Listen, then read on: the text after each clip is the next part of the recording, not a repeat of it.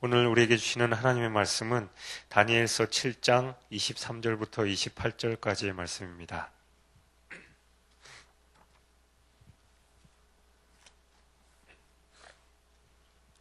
다니엘서 7장 23절부터 28절까지 우리 다 같이 한 목소리로 봉독하겠습니다.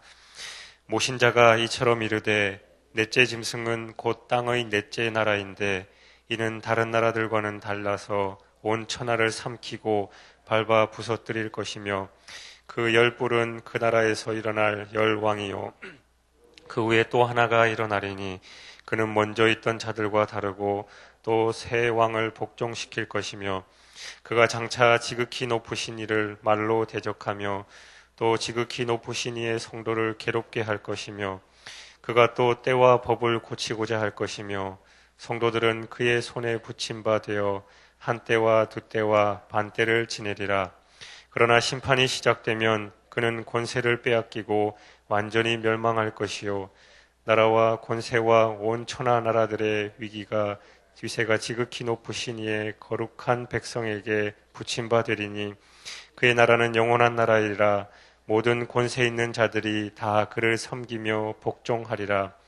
그 말이 이에 그친지라. 나 다니엘은 중심에 번민하였으며 내 얼굴빛이 변하였으나 내가 이 일을 마음에 간직하였느니라. 아멘. 다니엘서는 크게 두 부분으로 나누어집니다. 1장부터 6장까지 다니엘이 꿈의 해석자였다면 7장부터 12장까지에서의 다니엘은 꿈을 꾸는 자로 등장합니다. 첫째 부분이 다니엘을 비롯한 하나님의 백성의 성공담이라면 둘째 부분은 역사의 종말에 대한 기록을 하고 있습니다. 6장까지가 다니엘에 관한 이야기였지요. 다니엘이 얼마나 현명한지, 그가 어떻게 살아왔는지, 또 하나님의 인도하심으로 그가 어떻게 성공했는지, 그가 겪은 위기와 성공이 무엇을 의미하는지를 보여주었습니다. 그러나 7장부터는 우리가 흔히 말하는 묵시를 전하고 있습니다. 역사의 종말은 언제 있는지, 하나님의 나라는 언제 도래할 것인가를 전하고 있는 것이지요. 다니엘서를 우리는 흔히 묵시문학이다라고 표현하기도 합니다. 묵시문학하면 요한계시록과 더불어 종말과 관계가 있는 것이죠. 그런데 엄격한 의미에서 다니엘서 1장부터 6장까지는 역사에 대한 종말이 미미하다라고 볼 수 있습니다. 다니엘서의 주요 목적이 역사의 종말을 가리키는 것이었다면 1장부터 6장까지 역사의 종말에 대한 기록이 미미한 이 부분은 어떤 것을 의미하는지 우리가 또 한번 생각해 봐야 할 것입니다. 아마 7장 이후부터 전개될 역사의 마지막에 대한 묵시의 확실성을 보증하는 의미를 가지고 있다라고도 볼 수 있을 겁니다.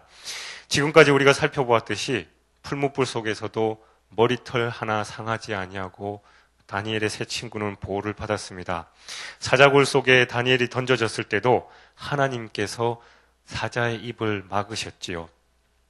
느부갓네살 왕이 교만하여 자신의 위엄과 영광을 드러내려고 했을 때 하나님께서 치셨고, 그가 하나님을 인정했을 때 하나님께서 다시 그 나라를 회복해 하셨습니다.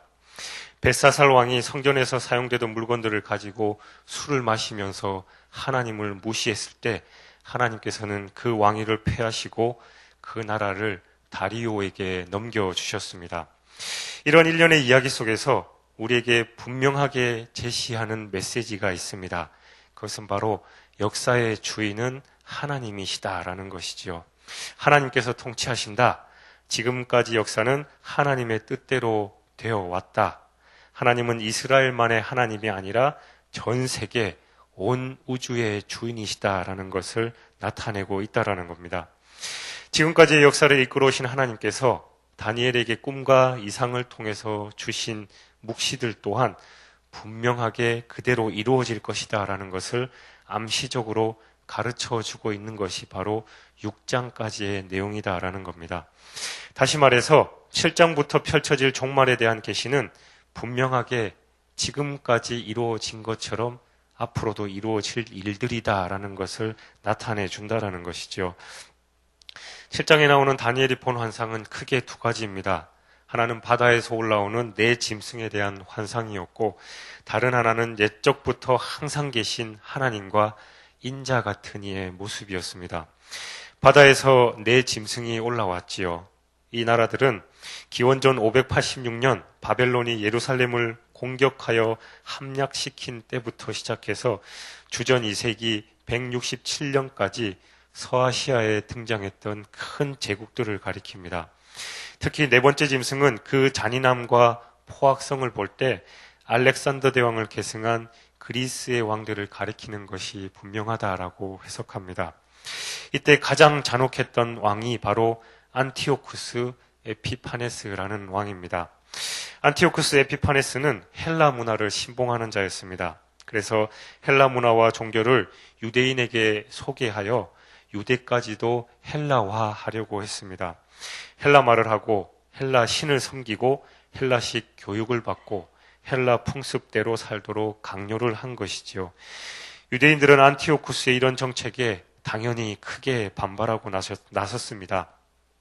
그러자 안티오쿠스는 예루살렘을 공격했고 의도적으로 유대인의 예배, 유대인의 안식일, 유대인의 절기, 그들의 축제 등 모든 것을 다 철폐시켰습니다. 할례가 금지되고 돼지고기, 그들이 부정하게 여기는 돼지고기를 먹어야만 했고 안식일 준수도 법으로 금지되어 버렸습니다. 법을 어긴 수많은 유대인들이 죽거나 노예로 팔렸고 율법을 적은 쪽지 한 장이라도 가지고 있으면 사형에 처해졌습니다. 집집마다 율법책을 찾기 위한 수색이 펼쳐졌고 아이에게 할례를 행하는 것은 사형에 처해졌습니다. 그는 성전을 모독하기 위해서 제단에 올림푸스 산의 제우스 신을 위한 큰 제단을 세웠습니다. 그리고 그곳에 돼지고기를 제물로 드렸습니다. 이런 일이 벌어지고 있을 때 유대인들은 당연히 생명을 걸고 항거했습니다. 그들이 안티오쿠스를 몰아내기까지 약 3년 반 동안 그야말로 사느냐 죽느냐 사활을 걸고 그들의 종교를 지키고자 노력한 것입니다. 23절과 25절에서 이 넷째 짐승에 대해서 설명하고 있습니다. 다니엘이 본 환상의 두 번째 모습은 이러한 악한 왕, 하나님 백성을 괴롭게 하는 나라를 심판하는 모습이지요. 빌립보서 2장 10절 이하에 이런 말씀이 있습니다. 하늘에 있는 자들과 땅에 있는 자들과 땅 아래에 있는 자들로 모든 무릎을 예수의 이름에 꿇게 하시고 모든 입으로 예수 그리스도를 주라 시인하여 하나님 아버지께 영광을 돌리게 하셨느니라.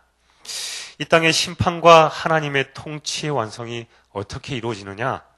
예수 그리스도의 통치로 영원한 하나님의 나라가 완성될 것을 예고하고 있는 것이지요. 우리는 오늘 본문에서 종말의 특징을 살펴볼 수 있습니다. 본문의 네 짐승에 대한 환상은 이미 다니엘서 2장에서 느부갓네살의 꿈을 통해서 계시된 큰 신상을 통해서 드러난 큰 신상의 환상을 통해서 드러난 것입니다. 느부갓네살은 큰 신상을 보는데 머리는 금이고 가슴과 두 팔은 은이고 배와 넓적다리는 노치고 종아리는 철인데 마지막 끝인 발은 얼마는 철이고 얼마는 진흙으로 섞여 있었습니다. 금에서 은으로, 은에서 노수로, 노에서 다시 철로 점점 강한 쇠가 되어가고 있었습니다. 그만큼 포악해진다라는 것을 의미하는 것이지요. 그런데 마지막에 철과 흙이 섞여 있었습니다. 도저히 섞일 수 없는 것이 섞여 있었던 것이죠. 결국 그 나라가 망한다라는 것을 전하고 있는 것입니다. 그것도 종아리와 발이 철과 흙으로 되어 있습니다. 그 위에 아무리 견고하고 그 위가 아무리 견고하고 튼튼하다 할지라도 발이 견고하지 못하면 제대로 서 있을 수 없는 것이지요. 그 나라는 점점 강대해지다가 결국 나중에 파멸로 이르게 될 것이다라는 것을 보여주고 있는 것입니다. 세상의 나라가 점점 강해지고 그에 따라 점점 포악해지고 하늘 무서운 줄 모르고 되어가는 그 모습이 바로 종말의 모습이다라는 것이죠.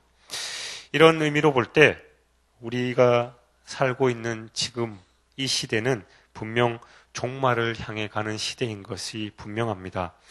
요즘 얼마나 악이 득세하고 있습니까? 자식이 너무나도 자연스럽게 부모를 살해하는 뉴스들이 많이 나오고 있습니다. 예전에는 자식이 부모를 살해했다 하면 신문에 대서특필됐을 겁니다. 그런데 요즘은 오히려 부모가 자식을 버리고 부모가 자식을 죽이기도 하는 그런 세상이 되어버렸지요. 인간의 도덕성뿐만 아니라 인륜마저도 깨진 시대가 이미 되어버렸습니다. 또 인간이 얼마나 교만해졌습니까? 과학기술로 모든 것을 할 수 있다라고 착각하기 시작했습니다. 유전자를 조작해서 전혀 새로운 생명체를 만들어내는 것을 시도하고 있습니다. 복제인간은 만들 수도 있다고 그들은 생각합니다. 노화를 촉진시키는 호르몬을 제거하는 기술이 실험용 쥐를 통해서 성공했다라는 보도까지 얼마 전에 나왔습니다. 이제 인간들은 병들지도 않고 영원히 살 수도 있겠다라는 생각을 하기 시작했습니다. 높음을 자랑하고 권력을 자랑하고 힘을 자랑하고 그들의 기술을 자랑하는 등 하늘에 계신 하나님을 잊어버린 때 바로 그때가 종말이다라는 것이죠. 그때 악도 최고조에 오를 것입니다. 아마 악도 자랑하는 그런 시대가 올 거라는 것이죠. 하나님께서는 천지를 창조하실 때 혼돈의 세계에서 질서를 창조하셨습니다. 그런데 이런 질서가 깨지고 있는 것입니다. 인간들이 질서를 어지럽히고 혼란스럽게 만들고 있는 것이죠. 돈이 사람을 지배하고 있습니다. 쾌락이 도덕보다 우선시되고 있습니다. 권력이 사회를 장악하고 있는 그런 시대입니다. 세상 사람들이 돈의 포로가 되고 쾌락의 노예가 되고 권력의 하수인이 되어버렸습니다. 이것이 종말을 향해 가는 역사의 모습이고 다니엘서는 이런 세태를 고발하고 있는 것이지요. 하나님께서는 오늘 본문의 표현대로 한다면 옛적부터 항상 계시니 그 하나님께서 그 악한 나라를 심판하신 후에는 바로 예수 그리스도께서 왕이 되시는데 그분을 인자 같은 분이다라고 본문은 표현하고 있습니다. 인격이 사라진 시대, 인간의 마음, 인간의 양심이 없어진 시대, 인간이 억압받고 있는 그 시대를 종지부를 찍고 새롭게 시작될 나라는 바로 인자 같은 분이 통치하는 나라다라는 것이지요. 인격이 존중되는 나라, 인간이 대접받는 나라가 하나님께서 꿈꾸시고 계시는 나라인 것입니다. 우리가 종말과 함께 생각할 수 있는 것은 언제나 함께 하시는 하나님을 생각해야 합니다.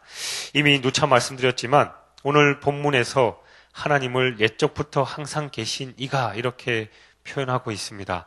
옛적부터란 말은 세상 창조의 처음 순간부터라는 의미입니다. 오랜 과거가 아니라는 것이죠. 역사의 처음부터 태초부터 계셨다라는 겁니다.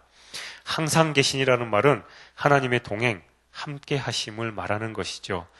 그러므로 옛적부터 항상 계신이라는 말은 창조 때부터 항상 함께 하고 계시는 분, 바로 그런 뜻입니다. 이미 앞에서 언급했듯이 안티오쿠스 에피파네스가 유대 민족에게 어떤 행동을 했습니까? 그때 그 어려웠던 순간에 바로 그 순간에도 하나님께서 함께 계셨다라는 것이죠. 하나님께서 저 멀리 하늘나라에 계시다가 어느 날 갑자기 나타나 세상을 심판하시는 것이 아니라 그 고통의 현장에 그 아픔과 괴로움의 자리에 함께하고 그 속에서 일하고 계셨다라는 것입니다. 그러므로 종말은 신실한 하나님의 백성에게는 엄청난 위로가 됩니다. 종말이 있다는 것은 우리에게 이 험난한 세상을 이길 수 있는 힘을 제공하고 있습니다. 그리스도의 오심이 우리 그리스도인들이 되게 한 근거라면 그리스도의 다시 오심은 우리 그리스도인들을 바로 살게 만드는 척도가 된다라는 말이 있습니다. 사랑하는 여러분, 종말이 있기에 그리스도께서 다시 오심이 있기에 우리는 오늘도 적극적으로 창조적으로 성실하게 살고자 애쓰는 것이 아니겠습니까? 오늘 본문에 또 하나의 위로의 말이 있습니다. 바로 25절에 나오는데 한때와 두때와 반때를 지내리라. 한때와 두때와 반때가 지나면 하나님을 대적하던 악한 세력이 종말을 고한다라는 것입니다. 그때가 되면 비인간적이고 비인격적인 모든 것이 종지부를 찍게 될 것이다라는 것이죠. 한때와 두때와 반때, 이 기간은 결코 긴 기간이 아닙니다.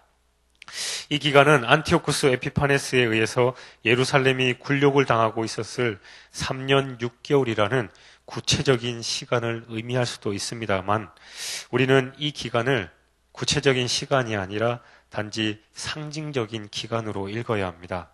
시한부 종말론자들은 이처럼 이런 걸 가지고 날짜를 계산해서 사회에 무리를 일으키곤 하지요.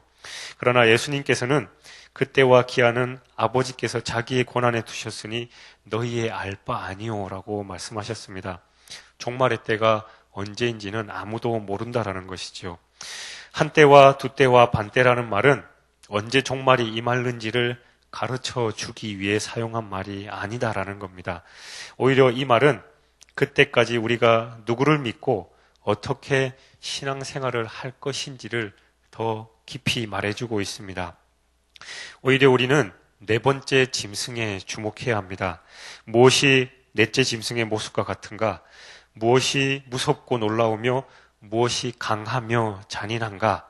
하나님 위에 군림하며 인간을 억압하는 모든 세력, 모든 힘, 바로 그러한 것들이 넷째 짐승이다라는 것이죠. 넷째 짐승이 등장할 때 종말은 가까워 온 것입니다. 바로 우리는 이 넷째 짐승을 분별할 수 있는 영적 분별력이 있어야 하는 것이지요. 종말의 때 어쩌면 우리가 당해야 하는 신앙적, 정신적, 도덕적, 영적 시련은 더 커질지도 모릅니다.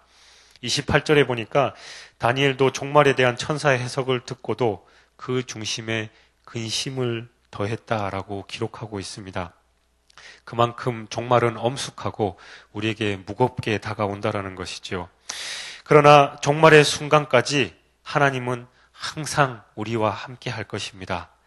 오히려 그때가 가까울수록 우리는 하나님의 나라가 이루어질 그 순간을 고대하며 위로를 받을 수 있습니다. 그때까지 시대를 분별하고 또 힘들고 어려운 삶이지만 나의 삶의 현장에서도 하나님께서 구체적으로 함께 하시고 역사하신다라는 것을 믿으며 하나님과 동행하시며 매일매일의 삶 속에서 승리하시는 저와 여러분이 되시길 주님의 이름으로 축원드립니다. 기도하겠습니다. 사랑의 하나님 아버지, 감사합니다. 종말의 때에 우리가 어떻게 하나님과 동행해야 하는지를 다시 한번 깊이 묵상합니다. 이 세상이 점점 악해져만 가고 있는데 이 세상을 분별할 수 있는 영적 분별력을 우리에게 더하여 주옵소서. 악해져만 가는 이 세상 속에서 더욱더 신앙을 굳게 지키게 하시고 이 악한 세상을 위해서 품으며 기도할 수 있는 그런 영적인 리더십까지 우리에게 허락하여 주옵소서. 오늘도 그 말씀을 품고 살아가기 원합니다. 성령께서 새 힘 주시고 능력 더하여 주옵소서. 감사드리며 예수 그리스도 이름으로 기도하옵나이다. 아멘. 우리 함께 공동기도문 말씀 삶 공동체 함께 교독하며 기도하겠습니다. 말씀과 삶이 어우러져야 참된 부흥이 일어나는 것을 믿습니다. 우리의 허물과 연약함을 겸허하게 고백하며 말씀을 사모합니다. 진리의 말씀, 성경에 약속된 하나님의 부흥을 기다립니다.